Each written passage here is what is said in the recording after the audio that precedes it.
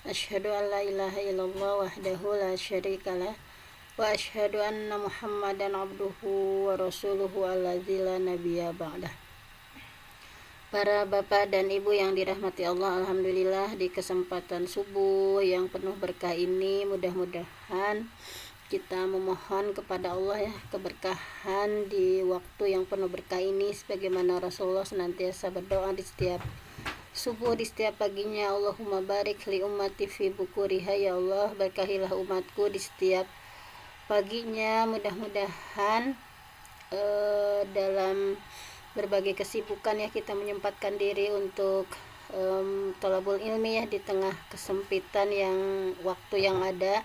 Nah, mudah-mudahan kita senantiasa berharap dan berdoa di setiap subuh mendapatkan keberkahan dari Allah Subhanahu wa taala, sebagaimana doa Rasulullah bahwa tadi ya, Allahumma barik li ummati fi bukuriha, ya Allah berkahilah umatku di setiap subuhnya, di setiap paginya. Mudah-mudahan dengan melakukan berbagai aktivitas sambil mempersiapkan berbagai hal, juga mengkaji sedikit demi sedikit ya, baik hadis ataupun ayat dari kitabullah dan sunnah Rasulullah SAW. Dan insya Allah dalam kesempatan kali ini kita akan sama-sama membahas 7 golongan yang akan mendapatkan perlindungan dari Allah Subhanahu wa taala yang sudah sangat terkenal ya, sab'atun yudilluhumullah. Nah, ada 7 golongan yang akan mendapatkan perlindungan nanti di yaumil akhir. Mudah-mudahan kita termasuk di dalamnya ya, di antara 7 golongan yang mendapatkan zillullah ya, perlindungan dari Allah Subhanahu wa taala.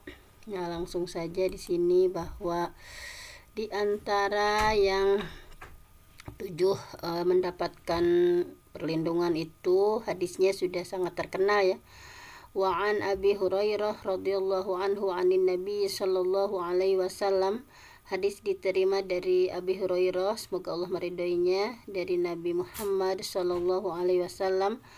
Qala, beliau bersabda, sab'atun, ada 7 yudilluhumullahu fi dhillihi, yang mendapatkan yudillu ya, mendapatkan naungan dari Allah, fi dhillihi, dengan perlindungannya, yauma, pada hari, la dhilla illa dhillah, di hari yang tidak ada naungan kecuali hanya naungan dari Allah Subhanahu wa taala. Nah, di antara 7 golongan itu adalah, nah yang pertama adalah imamun adilun, imam yang adil atau imam yang ya pemimpin yang adil ya, pemimpin yang adil. Nah, di antaranya kan syarat pemimpin itu ya muslim, kemudian laki-laki, baligh, berakal, adil, merdeka, dan istitoah, mampu ya. Nah, ketika seseorang ditunjuk menjadi seorang pemimpin, baik itu pemimpin di negara ya, pemimpin di sebuah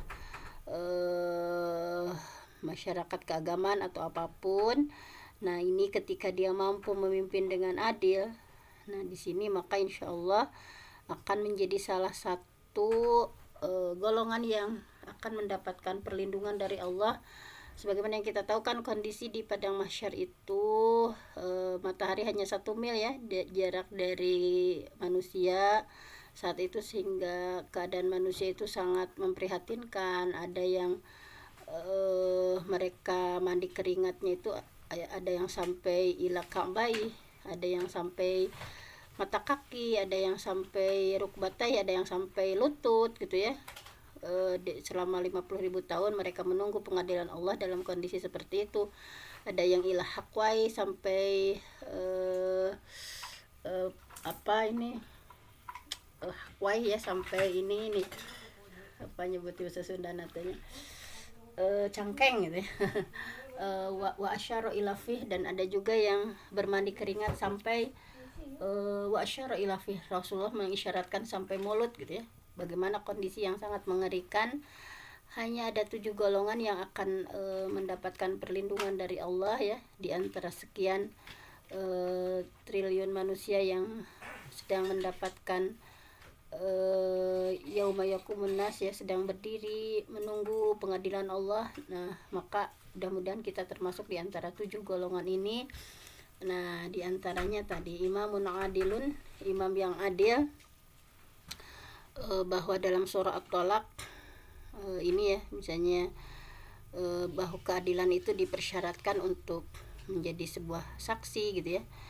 Nah, mudah-mudahan kita pun memiliki pemimpin negara ya yang adil gitu ya.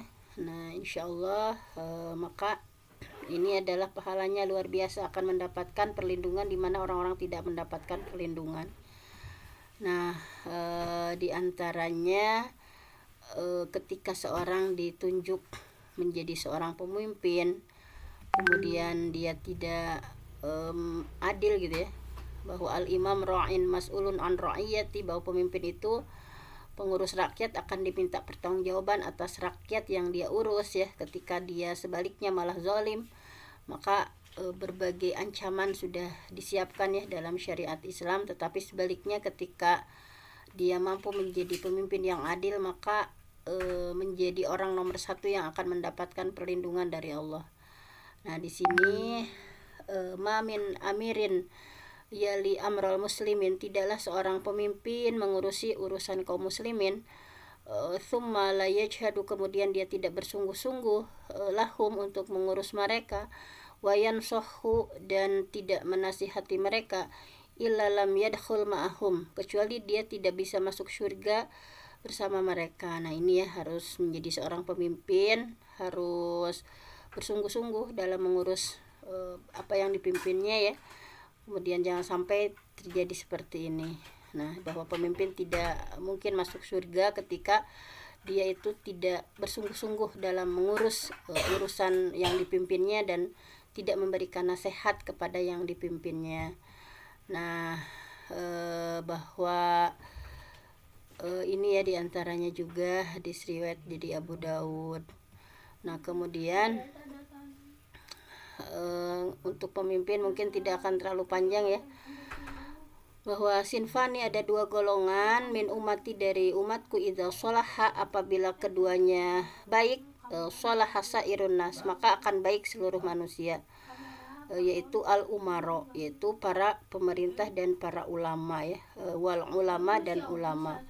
Nah, jadi ketika dua golongan ini ya, yaitu al umaro, pemerintah, wal ulama, dan ulama, ketika soluha ya, keduanya bagus, maka sairin nas, maka akan bagus yang lainnya. Nah, begitu berpengaruhnya seorang umaro ya, pemerintah, dan ulama. Nah, ini mudah-mudahan kita mendapati ya para pemimpin yang adil. Nah, karena ketika pemimpin itu tidak adil ya, idza usidal amru ila ghairi ahli fantadiri sa'ah, jika persoalan diserahkan kepada bukan ahlinya, orang yang bodoh atau yang tidak berilmu, fantadiri sa'ah, maka tunggulah kehancurannya. Nah, ini banyak sekali kita diingatkan ya, jangan sampai menjadi pemimpin itu yang ketika diamanahkan kepemimpinan itu kepada orang yang bodoh, maka tunggulah fantadiri sa'ah, tunggulah kehancurannya. Sebagaimana yang dikuatkan dalam hadis, idza dhiyatil amanah, ketika amanah itu disia-siakan, fantadiri sa'ah, tunggu saja kehancurannya yang akan terjadi. Kaifa idha'atuha, bahwa sahabat bertanya, bagaimana maksud amanat disia-siakan? Rasulullah bersabda, idza usnidal amru ila ghairi ahli fantadiri sa'ah, ketika urusan diserahkan kepada yang bukan ahlinya, maka tunggulah kehancurannya. Bahwa jangan sampai menjadi pemimpin yang menyusahkan rakyat ya. Nah, misalnya tidak akan terlalu panjang lebar. Nah, yang kedua adalah wasyabun, yang kedua adalah pemuda nasya'a, yang tumbuh fi ibadatillahi ta'ala. Yang kedua adalah seorang pemuda yang tumbuh dalam beribadah kepada Allah Subhanahu wa taala. Tadi yang golongan yang pertama yang akan mendapatkan perlindungan di hari-hari orang yang tidak akan mendapatkan perlindungan, yaitu imamun adil, menjadi imam yang adil ya. Begitu sulitnya untuk menjadi seorang imam yang adil, sehingga bonusnya itu luar biasa dari Allah ya. Kemudian yang kedua itu adalah wasyabun, seorang pemuda nasya'a fi ibadatillahi ta'ala, yang tumbuh dalam beribadah kepada Allah Subhanahu wa taala.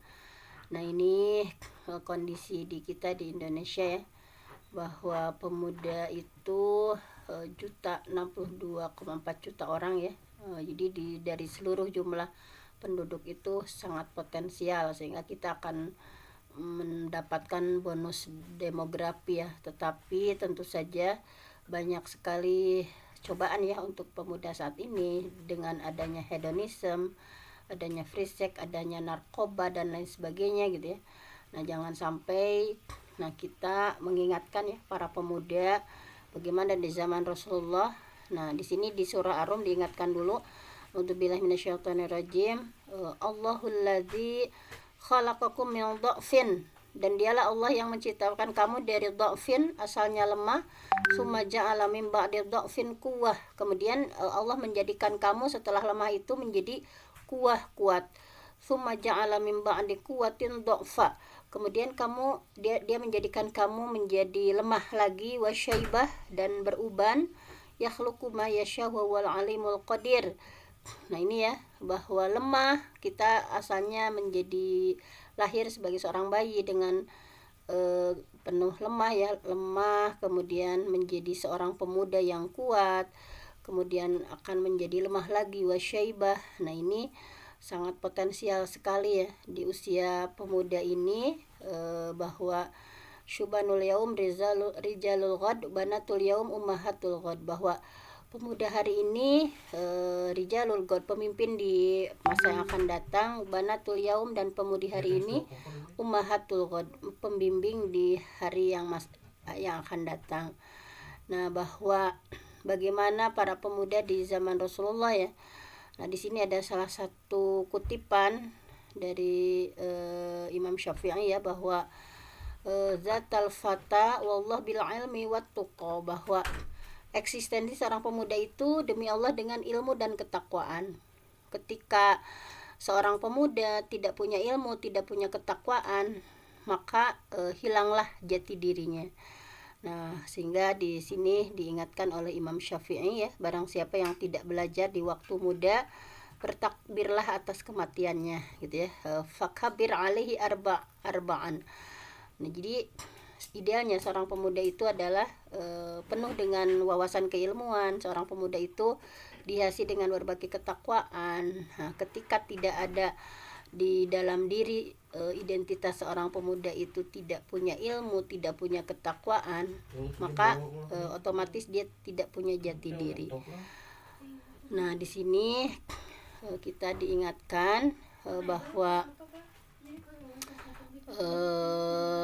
masih banyak ya, diingatkan bahwa para pemuda di sini ya, wazatul fata wallah bil ilmi watuqa idza lam yakuna la'tibara li zatihi, bahwa demi Allah kemuliaan seorang pemuda itu yaitu dengan ilmu, dengan ketakwaan.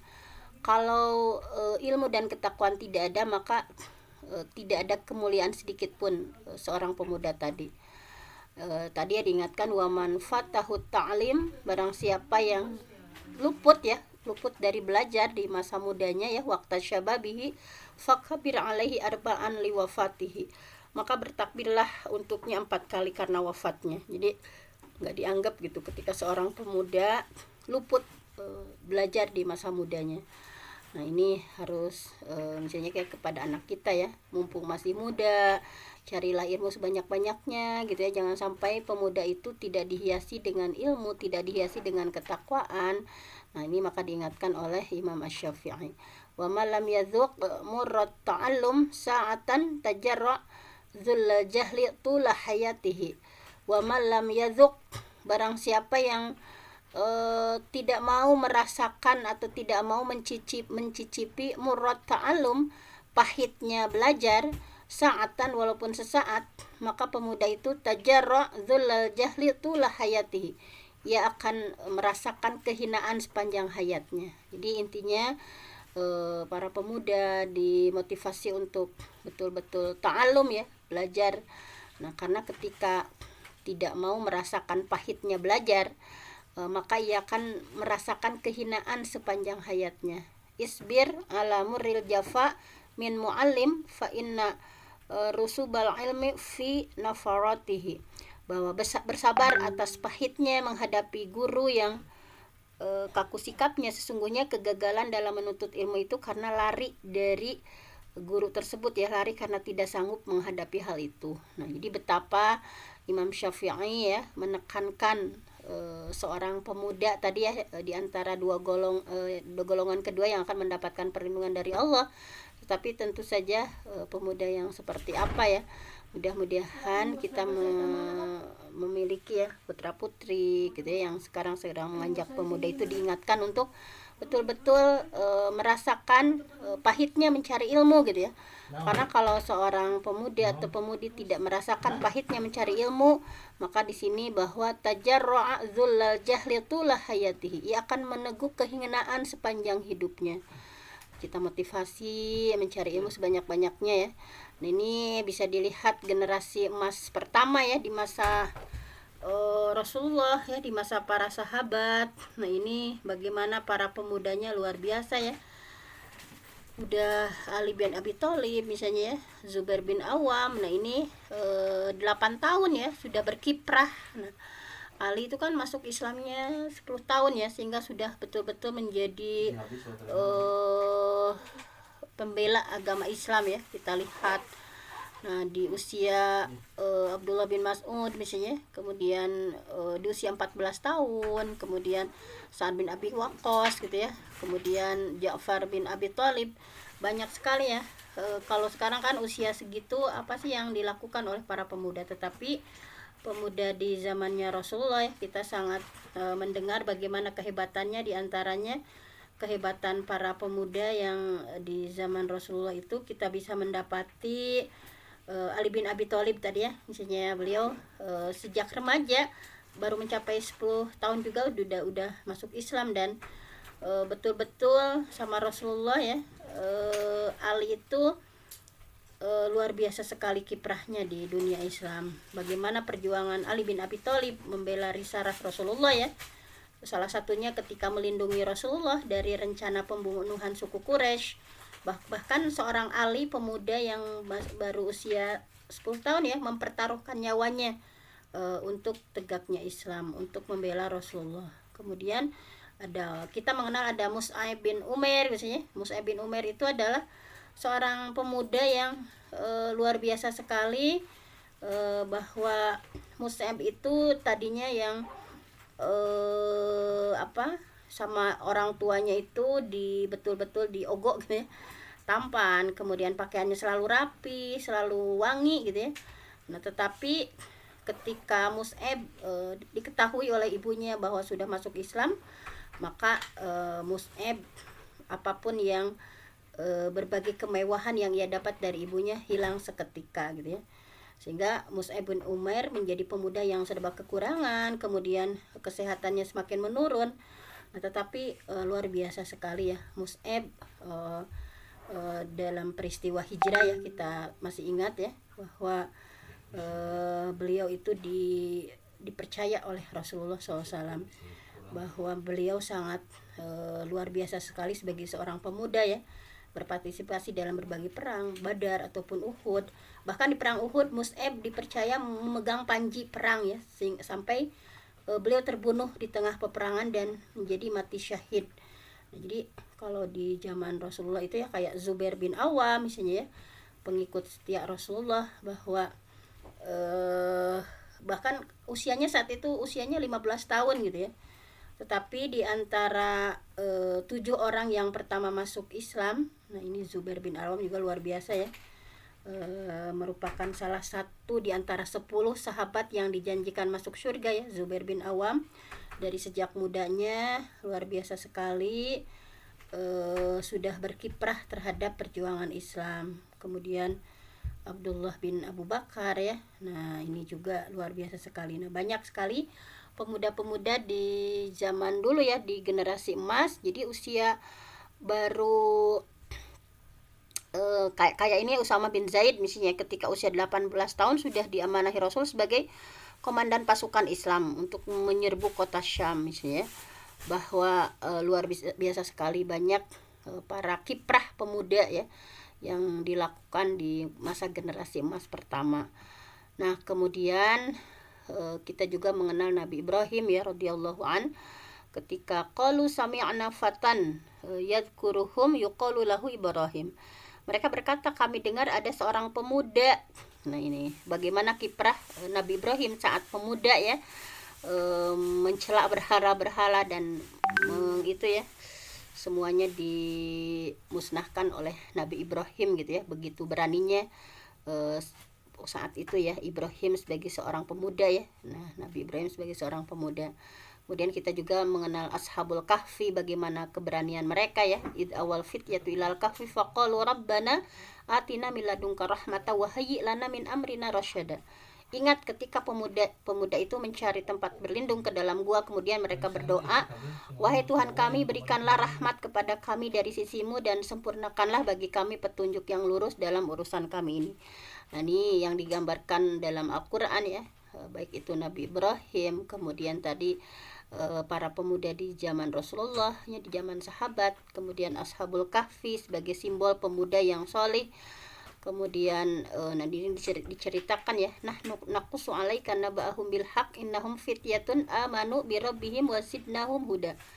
Kami ceritakan kisah ya, kisah mereka kepadamu Muhammad dengan sebenarnya. Sesungguhnya mereka itu adalah innahum fityatun, mereka itu adalah pemuda-pemuda amanu yang beriman, birabbihim kepada Tuhan mereka, wazidnahum huda, dan kami tambahkan kepada mereka petunjuk. Itulah ya sekelumit. Golongan kedua adalah pemuda. Yang ketiga adalah warajulun qalbuhu mu'allaqun fil masajid, dan rajulun seseorang, qalbuhu yang hatinya mu'allaqun senantiasa dipertautkan ya, senantiasa terpaut, fil masajid dengan masjid. Nah ini bahwa golongan yang ketiga yang akan mendapatkan perlindungan adalah tadi ya, seseorang yang hatinya senantiasa terpaut dengan masjid. Di sini dalam surah Taubah digambarkan, innama ya'muru masajidallah man amana billah wal yaumil akhir wa aqamas shalah wa ataz zakah wa lam yakhsha illallah fa asa ulaika yakunu minal muhtadin. Hanyalah yang memakmurkan masjid-masjid Allah orang yang beriman kepada Allah dan hari akhir, mendirikan sholat, menunaikan zakat, tidak takut kepada siapapun selain kepada Allah, maka mereka orang-orang yang diharapkan termasuk golongan yang mendapatkan petunjuk. Dikuatkan dalam surah At-Taubah ya, bahwa orang-orang yang memakmurkan masjid Allah ya, mereka adalah orang-orang yang beriman kepada Allah dan hari akhir. Nah, ini ya yang termasuk golongan yang mendapatkan petunjuk ya, mendapatkan al-muhtadin. Nah kemudian fi buyutin, nah ini bertasbih kepada Allah di masjid-masjid yang telah diperintahkan untuk dimuliakan dan disebutkan nama di dalamnya pada waktu pagi dan petang. Nah ini subhanallah ya. Nah ini jadi hati yang senantiasa terpaut untuk memakmurkan masjid Allah, bertasbih kepada Allah ya di masjid-masjid yang telah diperintahkan untuk dimuliakan dan disebutkan nama Allah di dalamnya ya, baik itu bil ghuduwi wal asal, pada pagi atau petang. Nah ini juga digambarkan di surah An-Nur ya, bahwa rijalun, laki-laki, latul hihim, yang tidak dilalaikan, tijarah oleh perniagaan, wala bai'un an zikrillah, dan tidak juga disibukkan dengan jual beli dari mengingat Allah, wa iqamis shalah wa ita'iz zakah, yakhafuna yauman tataqallabu fihil qulub wal absar. Bahwa tadi ya, hati yang senantiasa terpaut dengan masjid itu, diantaranya di sini laki-laki yang tidak dilalaikan oleh Allah ya, dengan kesibukan berniaga, dengan kesibukan jual beli sehingga melalaikan dari mengingat Allah, tapi betul-betul mendirikan sholat, membayar zakat. Mereka takut kepada suatu hari yang hari itu hati dan penglihatan menjadi guncang. Nah jadi kalau di zaman Rasulullah itu ya, misalnya ketika seseorang dermawan atau seseorang berniaga, mereka itu dengan omset yang sudah triliunan ya, tidak terlalaikan dengan al-bai gitu ya, dengan jual beli atau dengan tijarah. Tapi kalau di masa sekarang ya, baru punya omset sekian misalnya udah melanggar, udah lalai dari. Kalau zaman Rasulullah kan ya, para pedagang, para peniaga itu dengan omset yang luar biasa itu, tetapi ketika waktunya sholat buru-buru gitu ya, melakukan sholat gitu ya, tidak pernah ketinggalan sholat berjamaahnya, hatinya itu senantiasa terpaut tadi ya dengan Allah gitu. Nah, tidak melalaikan tijarah wala bai gitu ya, perdagangan ataupun jual beli itu tidak melalaikan. Nah, kemudian yang keempat adalah golongan keempat adalah warojulani, dan dua orang tahabba yang saling mencintai fillah karena Allah, ijtama'a, keduanya berkumpul, alaih karena Allah, wa tafarraqo alaih, dan keduanya berpisah karena Allah. Nah, mudah-mudahan kita pun bisa masuk di antaranya ya. Tadi yang pertama adalah imam yang adil, kemudian pemuda yang senantiasa terpaut kepada masjid ya. Kemudian yang ketiga itu apa tadi? Yang ketiga itu seseorang yang hatinya senantiasa terpaut dengan masjid ya. Kemudian yang keempat itu adalah dua orang yang rojulani, dua orang yang tahabba, saling mencintai fillah karena Allah, ijtama'a, mereka berkumpul misalnya dalam suatu kegiatan, dalam suatu event gitu ya, alaih karena Allah, wa tafarraqa, dan mereka pun berpisah, alaih karena Allah. Nah, di sini bahwa cinta karena Allah ya adalah mencintai hamba Allah karena keimanannya gitu ya, karena keimanannya kepada Allah dan ketaatan kepadanya. Dan benci karena Allah adalah membenci hamba Allah disebabkan kekufuran dan kemaksiatan. Jadi al-hubbu fillah wal bughdu fillah ya, cinta karena Allah dan benci pun karena Allah. Karena di dalam salah satu hadis diingatkan ya, la yu'minu ahadukum hatta yuhibba li akhihi ma yuhibbu li nafsihi. Tidak sempurna iman seseorang ketika dia mencintai, sampai dia mencintai saudaranya sebagaimana dia mencintai dirinya sendiri.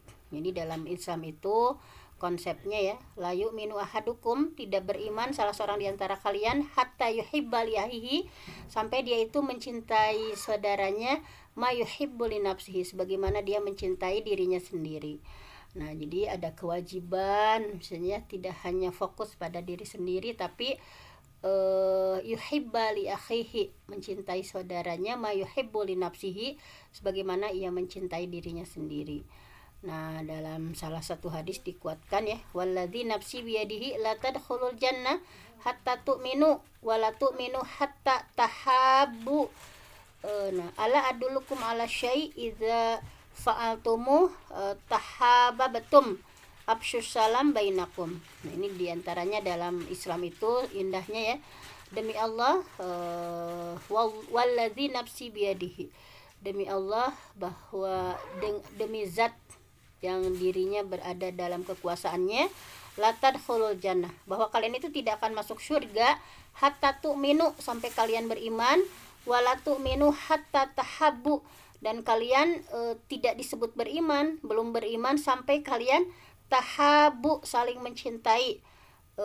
Nah, di sini ya, awala adullukum, apakah tidak perlu aku tunjukkan, ala syai', kepada suatu perkara, idza fa'altumuh, ketika kalian melakukannya, tahabbtum, pasti kalian akan saling mencintai. Di antaranya dalam Islam itu adalah konsepnya afsyus salam, sebarkan salam, bainakum, di antara kalian. Nah, ini ya, bahwa di antaranya mudah-mudahan kita juga mampu ya di antara golongan yang ini, yang al-mutahabbuna fi jalali lahum manabir min nur. Karena bahwa Rasulullah ya, ini dalam hadis qudsinya, Allah Azza wa Jalla berfirman, al-mutahabbun, orang-orang yang saling mencintai, fi jalali, karena keagunganku, lahum manabir min nur, mereka itu akan mendapatkan mimbar-mimbar dari cahaya, ya gabatuhum an-nabiyuna wasyuhada, para nabi dan syuhada pun akan tertarik oleh mereka. Nah, jadi orang-orang yang saling mencintai karena Allah ya, mereka itu akan, ini yang bersahabat ya dalam komunitas, misalnya mencintai karena Allah, bersahabat karena Allah. Nah, di sini lahum manabir, mereka akan mendapatkan mimbar-mimbar min nurin, dari cahaya, ya gabatuhum an-nabiyun, para nabi dan para syuhada pun tertarik terhadap mereka. Mudah-mudahan kita bisa ya saling mencintai karena Allah, misalnya tasafahu, saling berjabat tanganlah kalian, yadhabul gillu, pasti akan hilang rasa dengki, watahadau, saling memberilah hadiah di antara kalian, tahabu, pasti kalian akan saling mencintai, watadhab asyahna, niscaya kalian akan saling mencintai dan akan lenyap permusuhan. Ini konsep dalam Islam ya.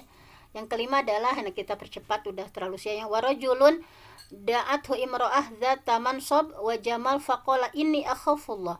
Seorang laki-laki yang ketika dirayu oleh perempuan ya, perempuan bangsawan yang punya kedudukan, faqala, lalu dia menjawab ketika digoda oleh perempuan ini akhafullah, sesungguhnya aku takut kepada Allah. Nah, bagaimana kisah Nabi Yusuf ya, yang digoda oleh Zulaikha, wa rawadathu allati huwa fi baitiha an nafsihi wa ghalaqatil abwab wa qalat hayr talak. Nah, ketika Zulaikha menggoda ya, menutup pintu menggoda Nabi Yusuf, tapi bagaimana reaksi Nabi Yusuf? Qala ma'azallah, aku berlindung kepada Allah, innahu rabbi ahsana mathwai, sesungguhnya Tuanku telah memperlakukanku dengan baik, innahu la yuflihul zalimun. Nah, di sini ya, padahal gitu ya, walaqad hammat bihi, bahwa Zulaikha ya hampir saja akan melakukan ya, wahamma biha, dan Nabi Yusuf pun hampir saja, laula an ra'a burhana rabbi, seandainya tidak melihat burhana rabbi gitu ya, yaitu tanda dari Allah gitu ya. Nah, seperti itu. Kemudian Ibnu Mas'ud radhiyallahu anhu berkata, tidak ada daya ya, la haula an maksiatillah, tidak ada daya untuk menghindarkan diri dari maksiat kepada Allah, illa bi'ismatihi, kecuali dengan perlindungan dari Allah, wala quwata ala taatihi, sama ya, tidak ada kekuatan untuk melaksanakan ketaatan kepada Allah, illa bi'aunihi, kecuali pertolongan dari Allah Subhanahu wa taala.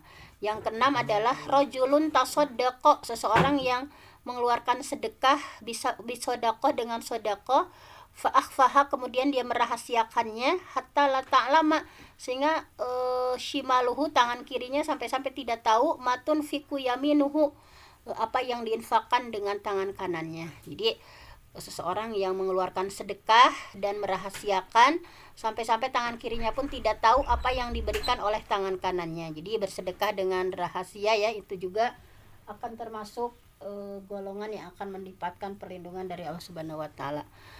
Sudah sangat jelas ya di surah Al-Baqarah bagaimana keutamaan berinfak. Nah, ini menjadi simpanan yang tidak akan lenyap, dilipat gandakan balasannya, didoakan malaikat, mendapatkan gantinya, mengobati penyakit ya, menutup 70 pintu keburukan, mendinginkan panasnya alam kubur, memadamkan murka Allah, menghapus sebagai cobaan, menolak su'ul khotimah ya, bahwa hartanya akan berkah dengan sedekah. Nah, masih banyak lainnya. Yang terakhir adalah warajulun, dan seseorang zakarallah, berzikir kepada Allah, khalian, di tempat yang sunyi, fafadat ainahu, kemudian kedua matanya meneteskan air mata. Jadi ini akan mendapatkan perlindungan dari Allah, seseorang yang berzikir kepada Allah di tempat yang sunyi, kemudian kedua matanya sampai meneteskan air mata ya. Nah, di sini diantaranya jangan terlalu banyak tertawa ya, tetap harus di sini lau ta'lamu nama alamu, bahwa andai kata kalian tahu apa yang aku ketahui, maka niscaya kalian akan sedikit tertawa dan banyak menangis. Kemudian sahabat menutupi wajah mereka dan menangis terseduh-seduh. Ini kalau pada para sahabat seperti ini ya, lihat api saja mereka itu menangis gitu ya. Nah, bagaimana dengan kita gitu. Nah, ini tidak akan masuk neraka seseorang yang menangis karena takut kepada Allah. La junar rajulun baka min khasyatillah. Jadi tidak akan masuk neraka seorang yang menangis karena Allah, karena takut kepada Allah ya. Hatta ya'udal laban fi dhar'i wa la yajtami'u ghubarun fi sabilillah wa dukhanu jahannam. Tidak akan masuk neraka seorang yang menangis karena takut kepada Allah hingga air susu kembali lagi ke payudara, dan tidak akan berkumpul debu perang fisabilillah dengan asap neraka jahanam. Nah, ini masih banyak lagi ya. Pokoknya neraka itu diharamkan bagi mata yang mengeluarkan air mata karena takut kepada Allah. Nah, jadi mudah-mudahan kita semakin hari semakin khasyatillah ya, takut kepada Allah, sehingga hurrimatin nar, diharamkan neraka ala ainin, untuk mata yang sahirat fisabilillah. Mereka itu air mata yang betul-betul takut kepada Allah, tidak tidur di jalan Allah ya. Aku lupa yang ketiganya, setelahnya aku mendengar Rasul besar neraka diharamkan atas mata yang berpaling dari segala yang diharamkan oleh Allah. Nah, dan lain sebagainya. Nah, di sini secara lengkapnya hadisnya ya, ada 7 golongan. Mudah-mudahan kita berupaya ya, di antara 7 itu kita berupaya untuk berikhtiar untuk masuk di dalamnya. Mungkin hanya itu saja, mohon maaf apabila kepanjangan ya. Mudah-mudahan ada manfaatnya. Saya mohon ampun sama Allah, yang benar datangnya dari Allah, yang salah dari saya sendiri. Aku qouli hadza wa astaghfirullah li wa lakum. Wassalamualaikum warahmatullahi wabarakatuh. Waalaikumsalam warahmatullahi wabarakatuh. Jazakallahu khairan pada Al-Mukarramah Bunda Dr. Fenty yang telah memberikan ilmunya kepada kita semua. Semoga kita semua mendapatkan pahala dan limpahan karunia dan taufik hidayahnya kepada kita semua, sehingga kita semua bisa mengamalkannya dalam kehidupan sehari-hari. Amin ya Allah ya Rabbal Alamin. Baiklah Bapak Ibu dan seluruh partisipan yang dirahmati Allah, alhamdulillah untuk kajian hari ini telah selesai. Marilah kita sama-sama tutup dengan membaca istighfar 3 kali, doa kafaratul majlis dan hamdalah bersama. Astagfirullahaladzim.